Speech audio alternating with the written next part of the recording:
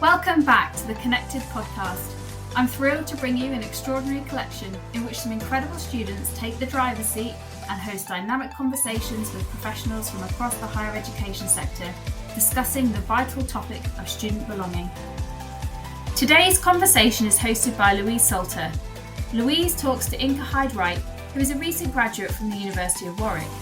Inca studied a Master of Applied Science in Community Engagement and Belonging, and her journey as a widening participation student has been a personal one. It is from Inca's education and experiences of engaging and developing that sparked the co-creation of Warwick's Building Belonging framework and the toolkit of resources which she shares with us today.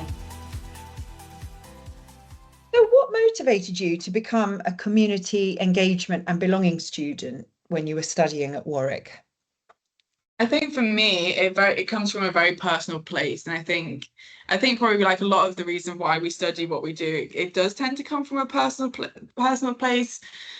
So for me, I always, during my A-levels actually, so I wasn't very well, and when I came back I lost all my friends during that time period just because people didn't stay in touch and those kind of things. So I got my first really strong sense of othering at that point in my life, and it actually was quite empowering because it's like it made me realize, oh, actually, you know what, I can just be me. I'm just going to be me, and people can either accept it or not, but I'm just going to be me. Good for you.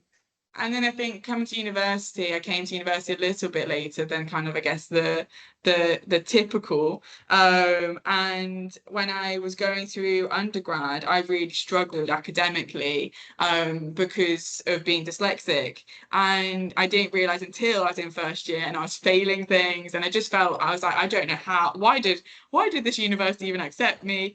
So I guess that I also felt a sense of othering there. But then when I was connected and was given support that I needed, and and that supported me so much, I felt the power. I did feel just how powerful belonging can be. But I think I'd faced exclusion in lots of different spaces that I really thought that I was going to be able to be included in. And so then when looking to do a master's and I saw community engagement and belonging, I was like, oh, this speaks to what I want to do. Like, I would love to learn more about this. I'd love to support others in feeling connection and community and that sense of belonging, and just really benefit from those positives. And also I loved that the course had practical elements, because that's something that really helps me, and it kind of that's something that I tend to be stronger at. I can struggle with written, so I really loved that it had practical elements, that I was going to be able to work with community organisations and learn in those different ways. So those are kind of the things that really drew me to the course. Fantastic. Yeah, and I really agree with you. I think it's much more meaningful when your course, you've got a reason for doing it because of a personal experience, and I would definitely agree with that. With the course I did as well. So that's brilliant. So why is it important for students and staff to feel that they belong at university, or I guess any education really? And what are the barriers that you have seen to this? So it's been really interesting actually. So I started the Building Belonging project at Warwick at the very beginning of my master's in community engagement and belonging last year, and it was all like literally it was a chance conversation with my mentor, and I said, look, I'd really like to look at, say, student society spaces and support, like look at accessibility and inclusion to support belonging, because they can be quite exclusive spaces. Anyway, the project boomed. We ended up joining the Advanced HE Building Belonging program, and we went institutional, like not just student society spaces. So it blew my mind a few times, because I was like, oh my goodness, the scope of this has just expanded beyond what I'd kind of imagined. And during this, it was during that time at the beginning of the project in particular, and we're still running the project, it's still very much in development, but something that will stay with me is how, when working with students and staff, the barriers and enablers of belonging were pretty much the same. And I guess in a way it's not shocking because we're humans, but at the same time it was really enlightening and interesting to see just how overlapping, if not the same, the barriers and enablers were. And so I think why I think it's important for students and staff is because when you feel like you belong, you do feel that kind of sense of empowerment. You feel connected to others. You can draw upon support. You feel more resilient. And that, I mean, I don't think you necessarily realize just how powerful those kind of things are until maybe you're in a really lonely space, or you're in a space of struggle. And so I think having that sense of belonging, and the thing is, I think, we think, oh, having a sense of belonging, yes, brilliant. But that sense of belonging, okay, I might feel a sense of belonging here, like where I am right now in this physical environment with the people that, I know that are just down the corridor. But that doesn't mean that I feel I belong in every space, or that doesn't mean that I always feel I belong in this space or with these people. And I think sometimes we think we can fall into the trap of thinking, oh, once we've achieved a sense of belonging for one person in one space, that's fine, we've ticked that box. And actually, like having a relationship, you've got to keep kind of working at it. There'll be points of challenge, there'll be points of, I don't feel this right now, I don't feel it as strongly, and that's okay. I think it can become challenging when there are systemic barriers, and it's like, okay, if you are being excluded, and it's like those need to be addressed. Whereas like if, say for example, it's just me not wanting to be here today, that's a different thing, isn't it? But some of the barriers that we definitely identified was not feeling supported or not feeling connected to others in the space. So as we all know, like there's a lot going on in the world, isn't there? And so, like, for example, someone said about how they realized that they don't feel their sense of belonging kind of took a hit within their team when their team was very slow to show external support for them in their community group. Right. And so that kind of that example really stayed with me.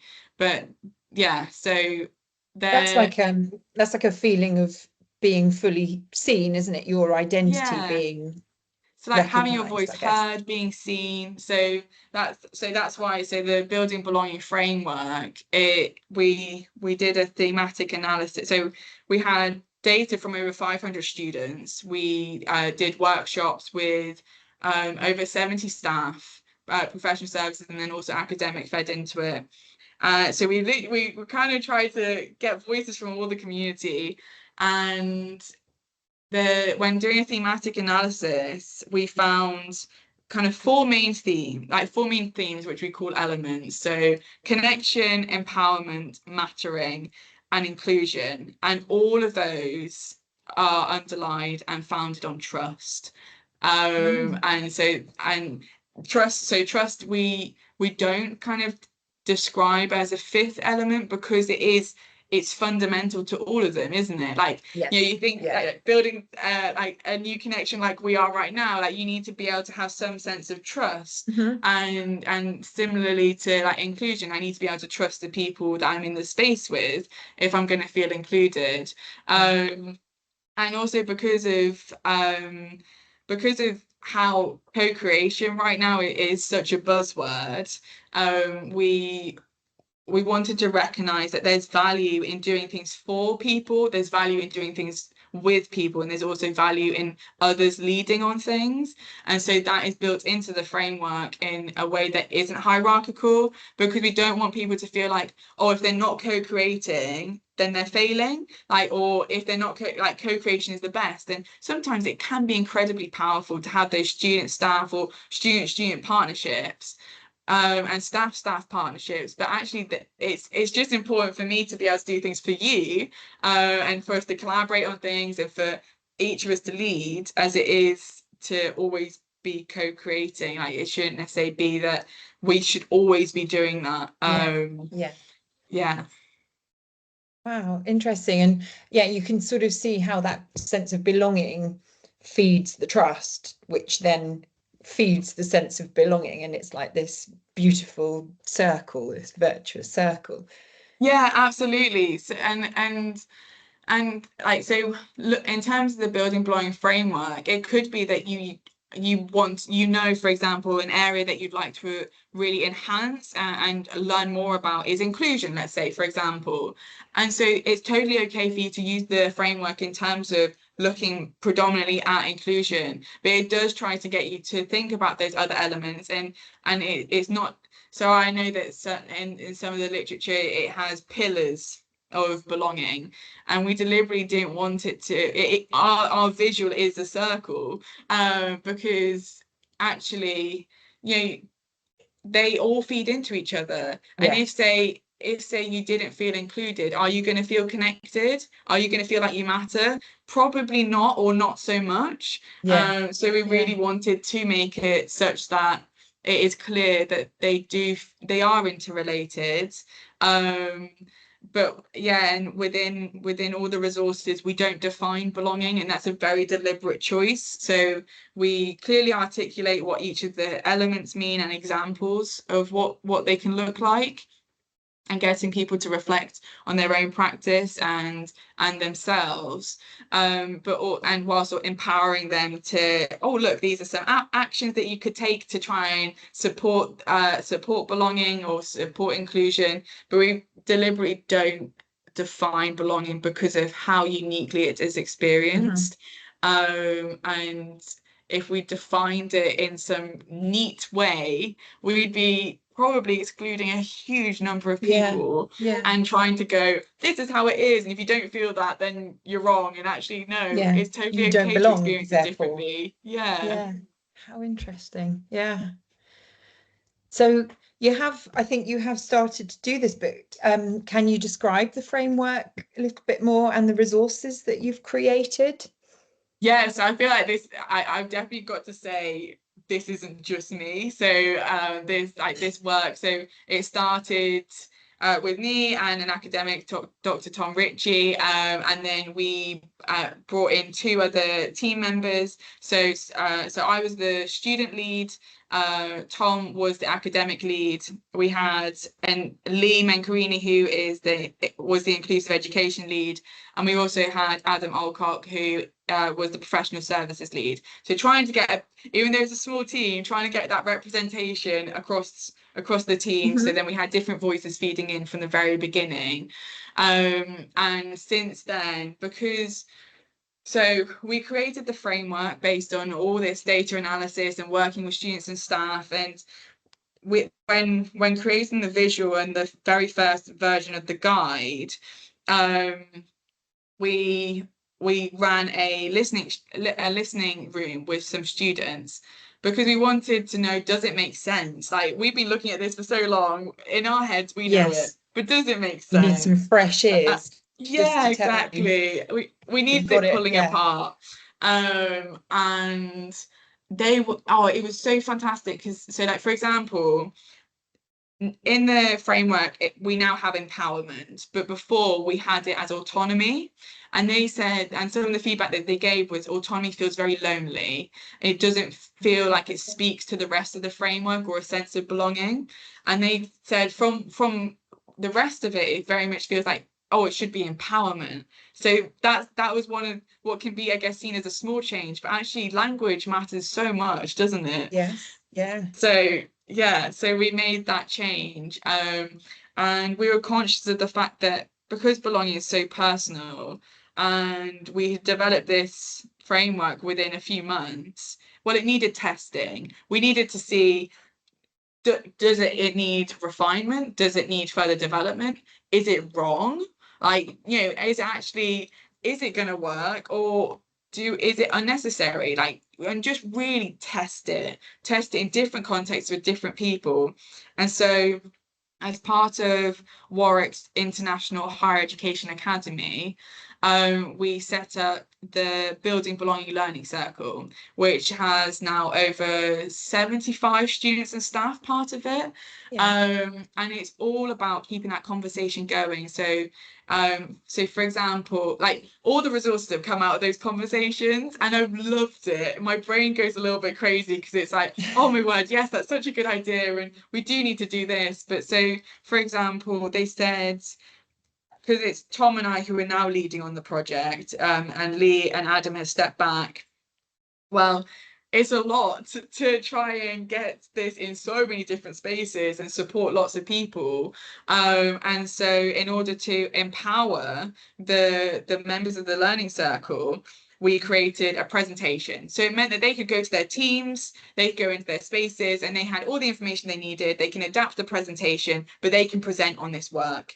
And so that's one of the things that we created. Another thing that someone said, oh, I'd really like to try and capture what does belonging mean for my students.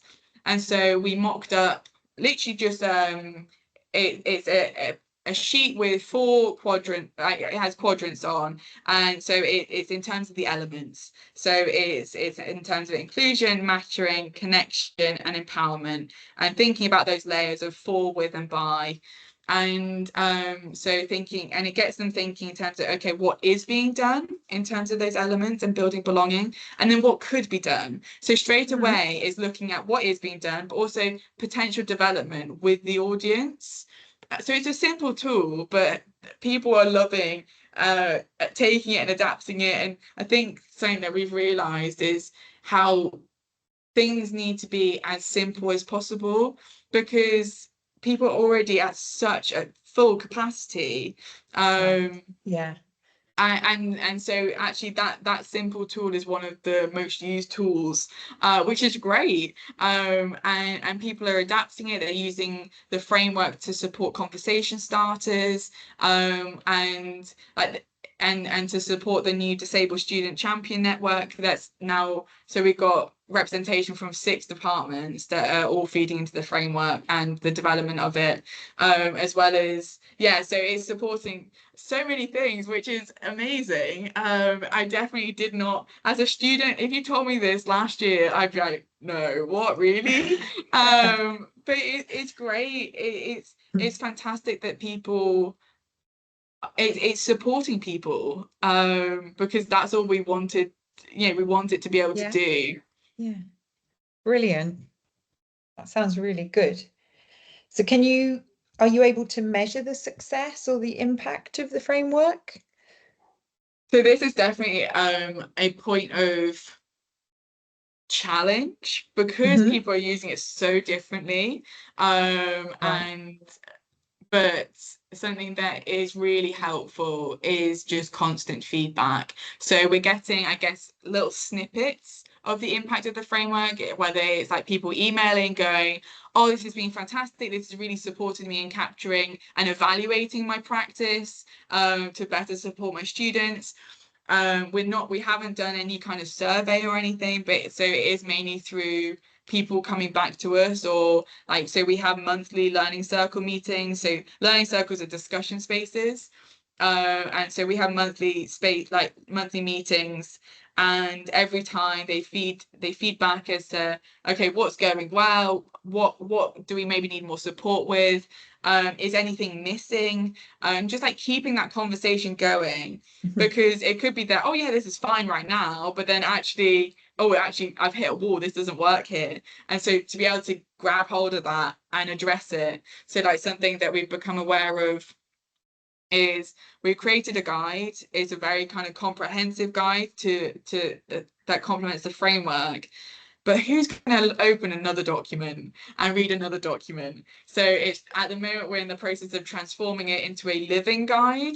So what I mean by that is, on the web page, you work your way through the guide and you don't even necessarily realize it, but it kind of starts you off with kind of learning about what is belonging, what does it mean within this context of the framework, and then it takes you on to like applications and the resources and how you can implement them, and then further development. So how might you improve or enhance your practice? And so that connects you with case studies and other people, so you can be inspired and connected with a community, as well as that constant kind of thinking, oh yeah, I hadn't thought about doing things like this, or Yes. yeah, and just celebrating Yeah. what people are doing, because there is, I mean, okay, it is fantastic. We've got over 70 people in the learning circle, but that is such a small percentage of those who are doing incredible practice at Warwick, but also beyond Warwick. So just trying to give space to celebrate people. Yeah.